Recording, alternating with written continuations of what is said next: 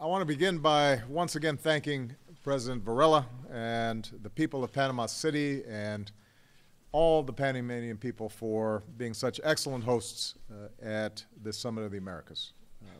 Given its strategic location, a place where cultures and commerce of our hemisphere have long intersected, Panama has often been called the crossroads of the world. And with Panama's leadership, our nations have come together to focus on the world, on the future, and on what we can build for the 1 billion people of the Americas. This has been my third Summit of the Americas and my 8th visit to Latin America. And my trip reflects, as I mentioned earlier, a new era of U.S. engagement in the region.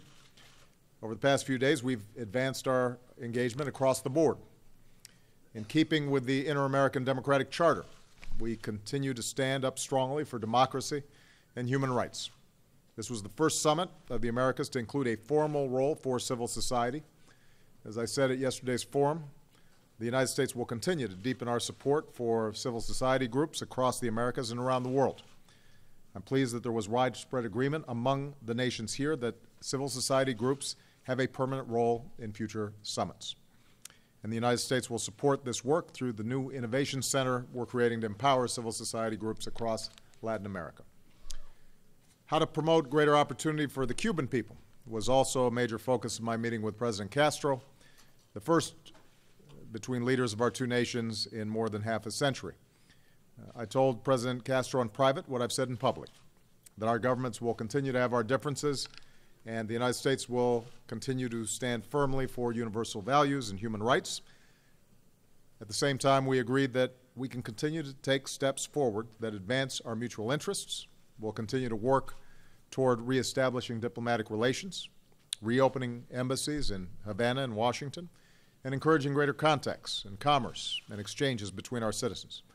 I'm optimistic that we'll continue to make progress and that this can indeed be a turning point, not just between the United States and Cuba, but for greater cooperation among countries across the region. Second, we continued our work to create more prosperity and opportunity for our people. At our meeting yesterday, Central American leaders reaffirmed their commitment to pursue the good governance and economic and security reforms that are needed. And I reiterated my commitment to work with Congress to secure the $1 billion I've proposed for our engagement with Central America. Yesterday's deal between Boeing and Copa Airlines will support jobs in the United States, in Panama, and across the region, and I think is representative of the commercial opportunities that allow both North and Southern hemispheres, both North and South America, as well as Central America, to prosper if we deepen those trade ties. I was encouraged by the support of many leaders here for the WTO Trade Facilitation Agreement, which would boost regional trade, and for the Trans-Pacific Partnership with its high standards for trade and strong protections for workers and the environment. Thanks to Panama's leadership, this summit included a special focus on how countries can expand access to education. I want to thank our private sector partners who pledged to continue their support of our 100,000 Strong in the Americas initiative to encourage more exchanges between our students, the nearly $70 million in investments that I've announced in Jamaica will expand education and training and employment programs for young people across Latin America and the Caribbean, including the impoverished and marginalized communities. And the Young Leaders of the Americas initiative that I launched will help young entrepreneurs and civil society leaders across the entire region access the training and the resources and connections they need to start new ventures, including the small businesses that create so many jobs in the region. Finally, we took new steps to invest in clean energy and combat climate change. The new fund I announced with our Caribbean and Central American partners will help mobilize private sector investment in clean energy projects and reduce carbon emissions across the region. And our new Energy Task Force will identify additional steps we can take together. A number of our countries committed to doubling our collective share of non-hydro renewable energy by 2030. I reaffirmed that through our $3 billion pledge to the Green Climate Fund, the United States will continue to help developing nations deal with the impacts of climate change. And I reiterated our commitment to ensure that all countries in the hemisphere have open access to climate data as we meet this challenge together. So, continued progress on Cuba, new commitments to help lift up young people in the region, new partnerships to protect this beautiful land and our planet. As I said this morning, the United States is more deeply engaged across the region than we have been in decades, and I believe the relationship between the United States and the Americas is as good as it has ever been. We're focused on the future and what we can build and achieve together. And our engagement with the countries and peoples of the Americas is going to continue throughout the remainder of my presidency.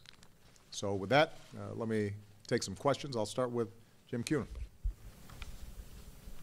Thank you, Mr. President.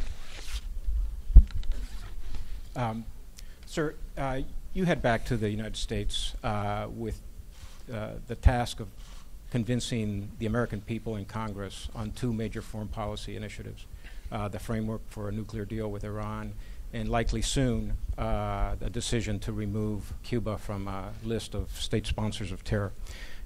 Recently, remarks by Supreme Leader Ayatollah Khamenei have raised doubts among some as to whether that deal can occur in Iran. And Senator Schumer, an ally of yours, has wants Congress to have the right to vote on removal of sanctions. Presidential politics are likely to play a part in this Cuba decision, inevitably. So I'm wondering if it would take a lot of political capital just to get one done, let alone two. Have you bitten off more than you can chew? No.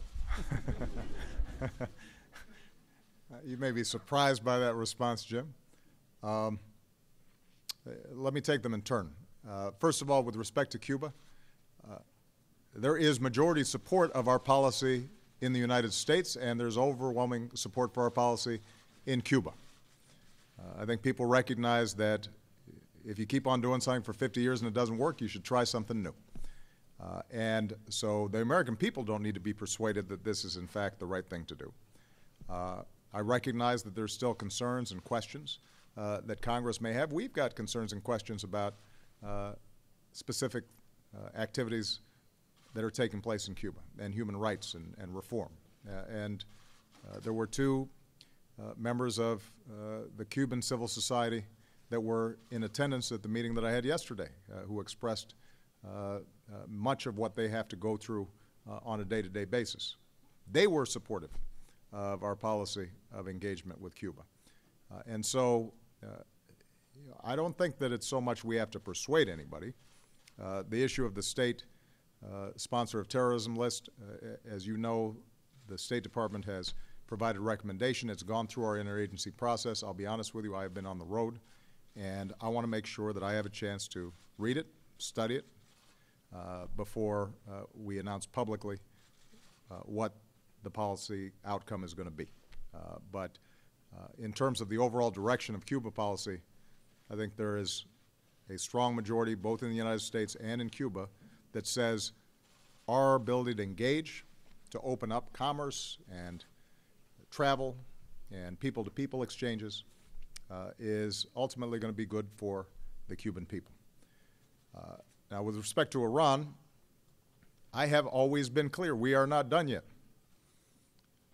What we were able to obtain was a political framework between the P5+1 nations and Iran that provided unprecedented verification of what is taking place in Iran over the next 2 decades, that significantly cuts back on its centrifuges, that cuts off pathways for it to obtain a nuclear weapon, and that calls for, in return, the rolling back of sanctions in a phased way that allows us to snap back if Iran violates the agreement. That's the political framework. That was not just something that the United States and Iran agreed to, but Iran agreed to a political framework with the other P5+1 nations.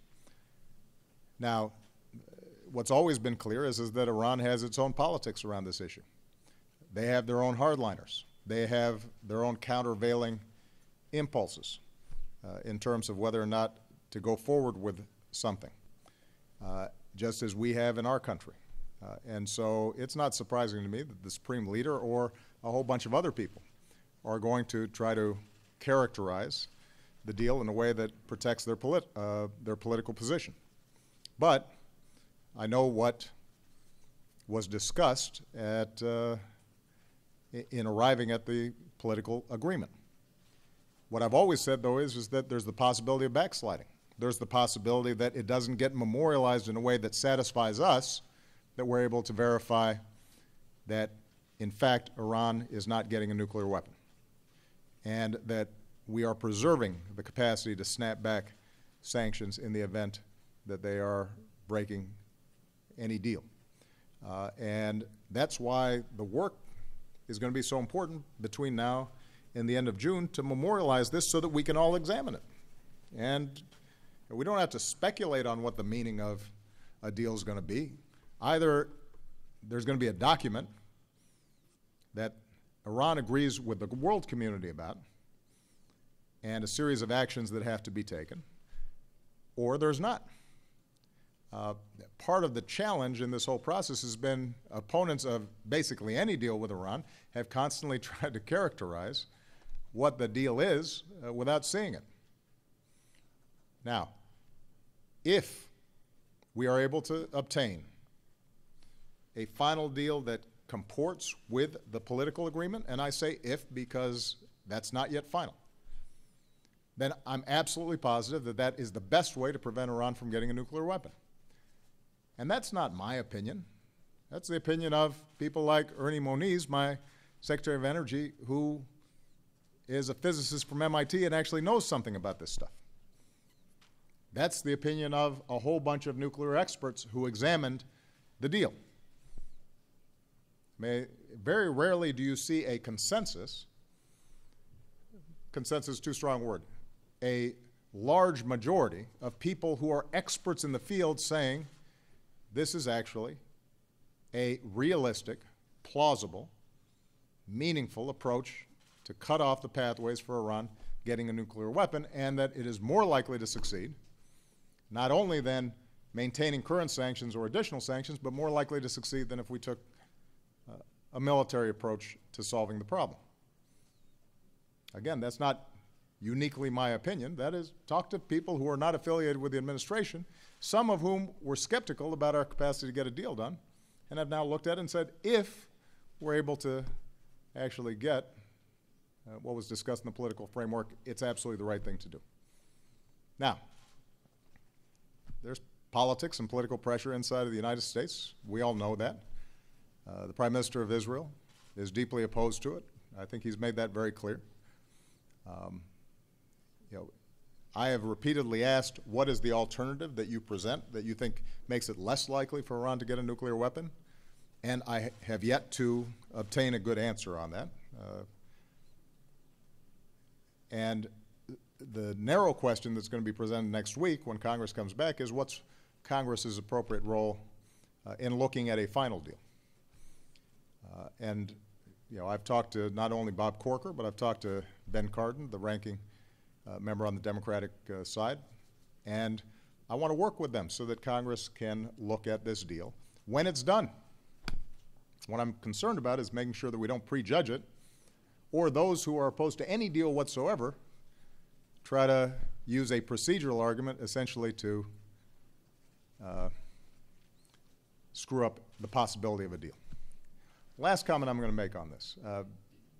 When I hear some, like Senator McCain recently, suggest that our Secretary of State, John Kerry, who served in the United States Senate, a Vietnam veteran, who's provided exemplary service to this nation, is somehow less trustworthy in the interpretation of what's in a political agreement than the supreme leader of Iran, that's an indication of the degree to which partisanship has crossed all boundaries. And we're seeing this again and again. We saw it with the letter by the 47 senators who communicate directly to the supreme leader of Iran, the person that they say can't be trusted at all, warning him not to trust the United States government. We have Mitch McConnell trying to tell the world, don't have confidence in the U.S. government's abilities to fulfill any climate change pledge that we might make.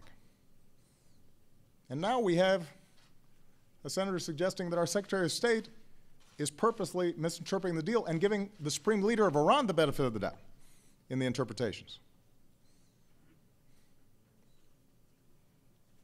You know, that's not how we're supposed to run foreign policy, regardless of who's president or Secretary of State. We can have arguments, and they're legitimate arguments to be had. I understand why people might be mistrustful of Iran. I understand why people might oppose the deal, although the reason is not because this is a bad deal per se, but they just don't trust any deal with Iran and may prefer to take a military approach to it. But when you start getting to the point where you are actively communicating that the United States government and our Secretary of State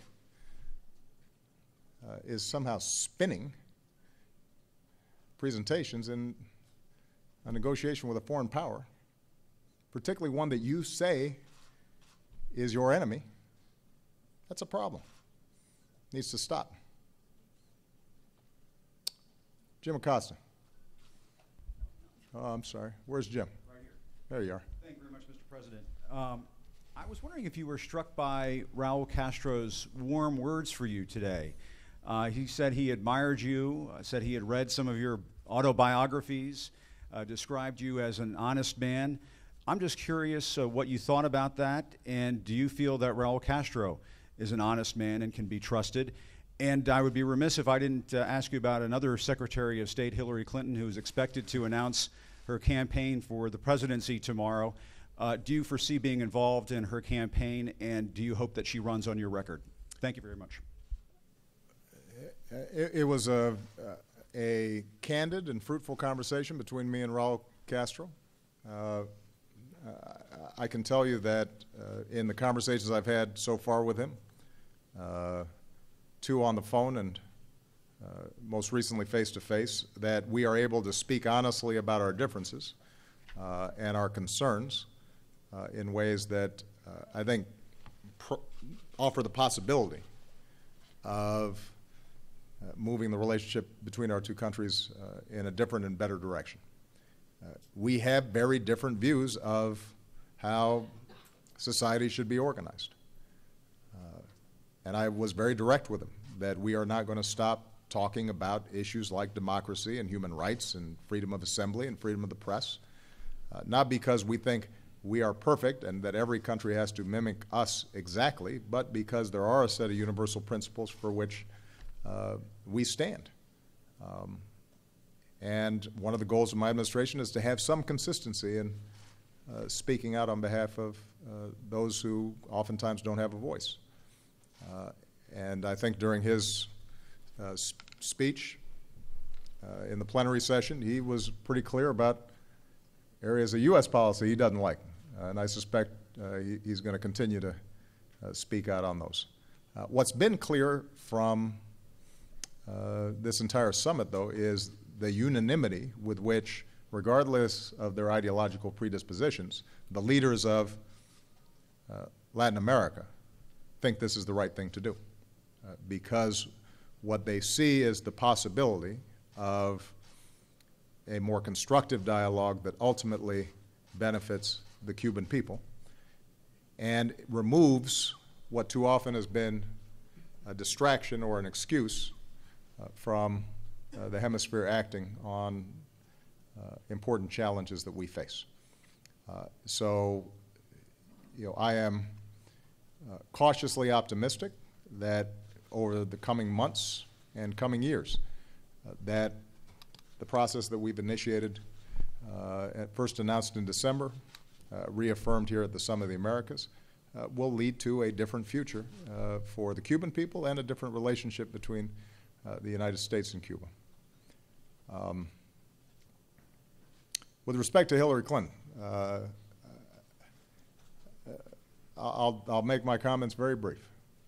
She was a formidable candidate in 2008. She was a great supporter of mine in the general election. She was an outstanding Secretary of State. She is my friend. I think she would be an excellent president. and I'm not on the ballot. So, I'm not going to step on her lines. When she makes a decision to announce, I'm confident that she will be very clear about her vision for the country moving forward if she announces. And, in terms of her relationship with my administration, she was focused and working on really important foreign policy initiatives. And, the one thing I can say is that she's going to be able to handle herself very well in any conversations or debates around foreign policy. And her track record with respect to domestic policy is, I think, one that cares about working families. If she decides to run and she makes an announcement, she's going to have some strong messages to deliver.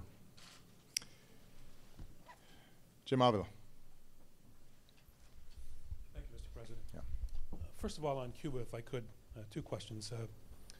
The Cuban government has frequently said that it cannot allow more political or personal freedoms or press freedoms because the United States has used both covert and otherwise actions to try to overthrow the Castros.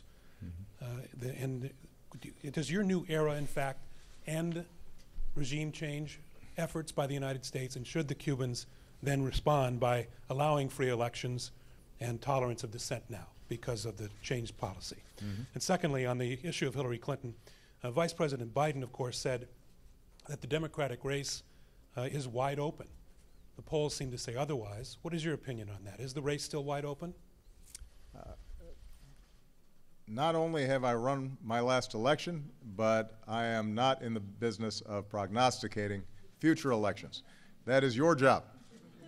And there's no shortage of people who are happy to opine on that. I will not be one of them. On Cuba, we are not in the business of regime change. We are in the business of making sure the Cuban people have freedom and the ability to participate and shape their own destiny and their own lives, and supporting civil society. And there's going to be an evolution, regardless of what we do inside of Cuba. Partly it's going to be generational. If you listen to President Castro's comments earlier this morning, a lot of the points he made referenced actions that took place before I was born. And part of my message here is the Cold War is over. There's still a whole lot of challenges that we face and a lot of issues around the world, and we're still going to have serious issues with Cuba on not just the Cuban government's approach to its own people, but also regional issues and concerns. There are going to be areas where we cooperate as well. Cuban doctors deployed during the Ebola crisis made a difference. Cuban activity in Haiti in the wake of the earthquake made a difference. And so there may be areas of collaboration as well. What I've said to President Castro is the same thing that I've said to leaders throughout the region. We have a point of view, and we won't be shy about expressing it. But I'm confident that the way to lift up the values that we care about is through persuasion. And that's going to be the primary approach that we take on a whole host of these issues. Primarily because they don't implicate our national security in a direct way. And I think that we have to be very clear. Cuba's not a threat to the United States. That doesn't mean we don't have differences with it, but on the list of threats that I'm concerned about, I think it's fair to say that between ISIL and Iran getting a nuclear weapon and activities in Yemen and Libya and Boko Haram, Russian aggression in Ukraine, and the impact on our allies there. I could go down a pretty long list. Climate change, I think our approach has to be one of trying to work with the region and other countries and be very clear about what we believe and what we stand for and what we think works and what doesn't. And so often when we insert ourselves in ways that go beyond persuasion, it's counterproductive. It backfires. That's been part of our history, and which is why countries keep on trying to use us as an excuse for their own governance failures. Let's take away the excuse, and let's be clear that we're prepared to partner and engage with everybody to try to lift up opportunity and prosperity and security for people in the region. Major Garrett. Good afternoon, Mr. President. Allow me, if you will, to quote the Supreme Leader directly. Yes. United States activity since the announcement of the framework has been deceptive, it is lying, it is devilish. And on two particular points, he said, direct quotes, Iran's military sites cannot be inspected under the excuse of nuclear supervision, and all sanctions should be removed when the deal is signed. Is it your opinion, Mr. President, that this is pure posturing and it should be disregarded by your government and by you and your Secretary of State? And if so, could you help me understand to whom the Supreme Leader would be posturing? Because under my limited understanding of Iranian politics, that's not a job description usually applied to the Supreme Leader. That was a well-crafted question, Major. And let me just suggest that even a guy with the title Supreme Leader has to be concerned about his own constituencies. And the issue is not whether I have to take his word for whether that's his understanding, because we've got work until the end of June to see if we've got a document that works. And if that is his understanding and his position in ways that can't be squared with our concern about being able to embark on vigorous inspections to assure that Iran isn't cheating under any program, and that we don't have the capacity to snap back sanctions when we see a potential violation, then we're probably not going to get a deal. So, part of the concern that I have in this debate here, Major, is I don't understand why it is that everybody's working so hard to anticipate failure. The opponents of the deal don't seem to be focused on how do we get to a good deal as much as they're focused on how can we show that it's not possible to get a good deal. And my simple point is, let's wait and see what the deal is. And we'll be able to look. And if, in fact, we're not satisfied that it cuts off the pathways for Iran obtaining a nuclear weapon, then we won't sign it. If, on the other hand, it does, then I will strongly argue, and I believe the American people will support and the international community will support, that it's far preferable to the other alternatives. Now, Major, it's not going to be perfect in the sense that, if you asked Prime Minister Netanyahu or some members of the Republican caucus, or even some Democrats, if you asked me, would I prefer that Iran never did have, will never have even a single nut, bolt, anything related to nuclear power, don't have any nuclear scientists, don't have any capacity to develop it, that'd be great. But that's not possible. That's not achievable. That's not achievable through sanctions. It's not achievable through military means. They're going to have some form of peaceful nuclear power, and that will then pose a challenge for the international community, which is why the political agreement calls for unprecedented framework of inspections that allows us to assure that it's not being used or diverted in ways that could be weaponized. But we're going to have to see whether or not we can get a deal or not. My only question is, why we keep on trying to short-circuit the actual negotiations. When they're, we're not disarming. We're not getting rid of our nuclear weapons. We're not getting rid of our Navy. We're not giving anything up. We are simply waiting to see what it is that the negotiators come up with, and if, in fact, we are able to come up with something that works, then we'll know. And you know, with respect to the Supreme Leader, yes, it's a pretty important title. It's, you know, seems a little more clear-cut than president.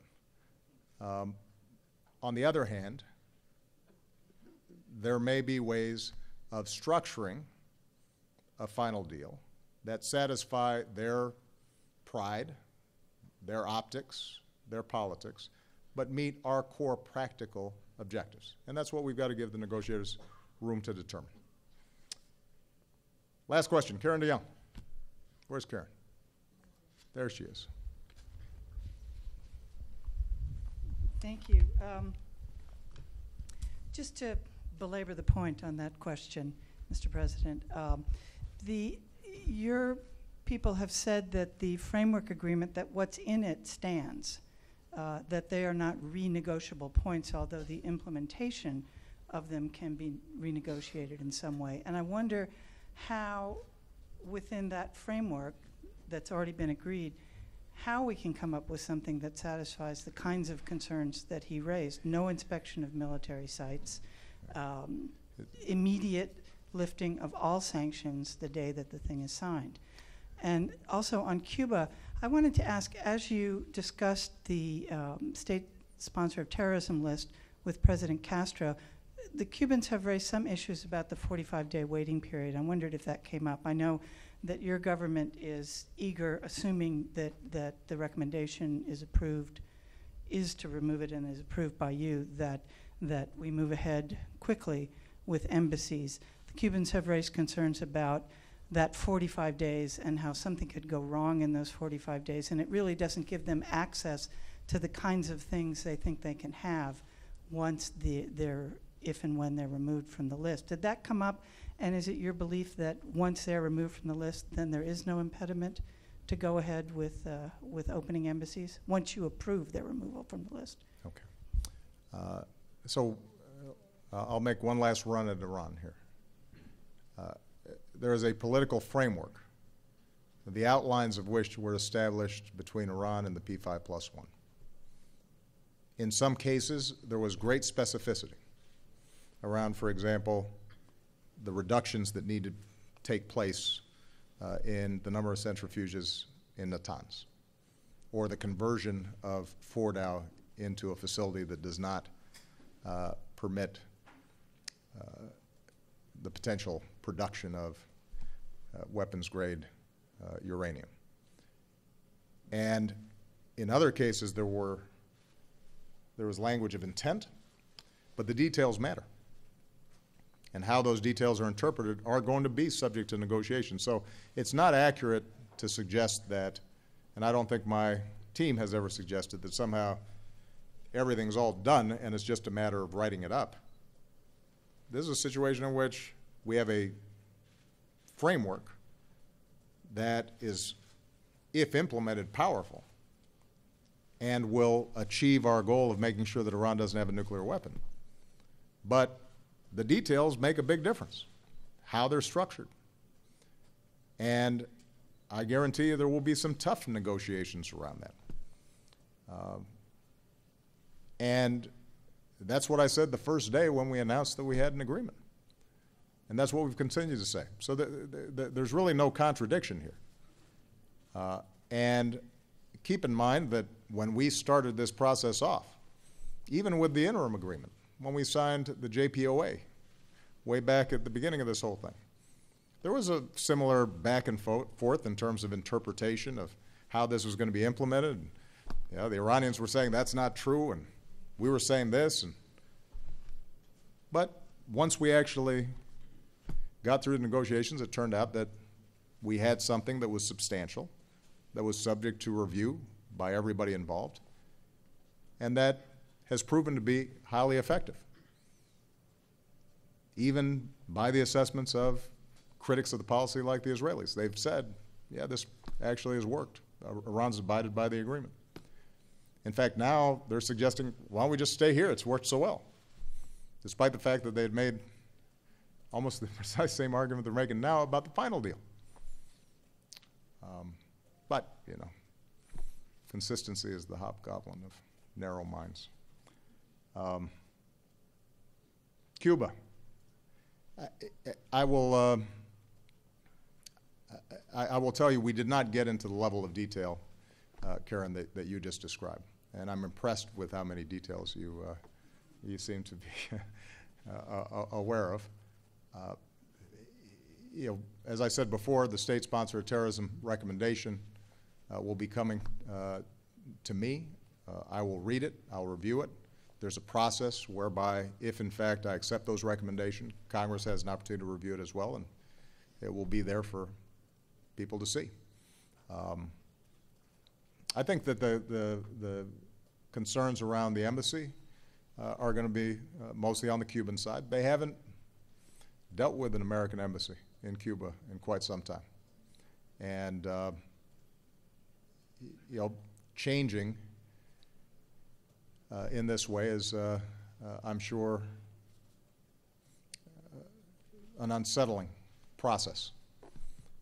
You know, we're accustomed to this. I mean, we've gone through now a number of times where with China and with Vietnam and other countries, we reopened diplomatic relations, and we understand, I think, are familiar with how that gets done in a way that's consistent with improving diplomatic relations over the long term. This is probably a more profound shift for them than it is for us. But we stand ready to move forward. We're confident that it can lead to an improved dialogue, and our bottom line in the end is that it can lead to an improved set of prospects for the Cuban people. And I'll say just in closing to you know, all the people here from Latin American countries, thank you for this extraordinary opportunity. I want to thank the people of Panama. I am very optimistic about this region, and the main reason I'm optimistic about this region is because of its people. They are extraordinary, and it is a great gift to the United States to be able to have such strong friends and partners in tackling many of the challenges that we have in common. Thank you very much.